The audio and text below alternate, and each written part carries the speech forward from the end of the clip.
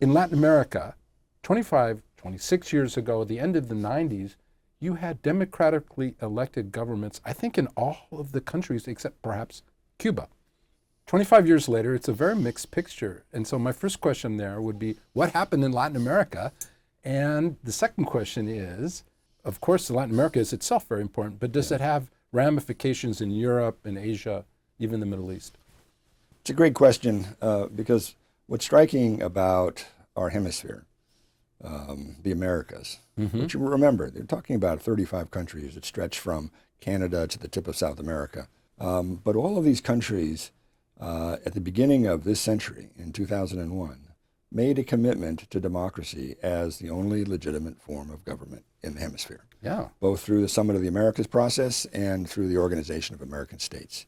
And issued a political statement, the Inter-American Democratic Charter, that underscored that.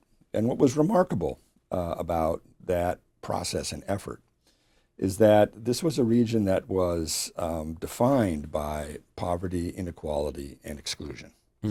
And yet it had determined that democracy was the best form of government to address the really significant economic and social development challenges of the hemisphere.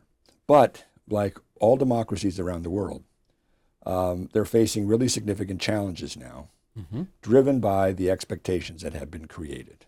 But at the end of the day, these countries are committing to democratic government, not because they want a democratic state, but because they want a democratic society. They want the opportunity, the education, the security, the resources necessary for individuals to have a say in their own destiny, not just in their national destiny. Right.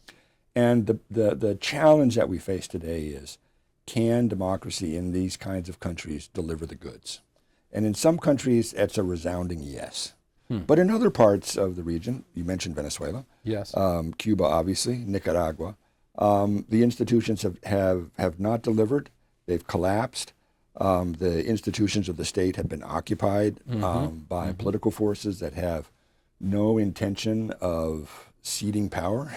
It creates political dissonance in a hemisphere that has been used to having significant kind of solidarity and engagement through institutions like the Organization of American States.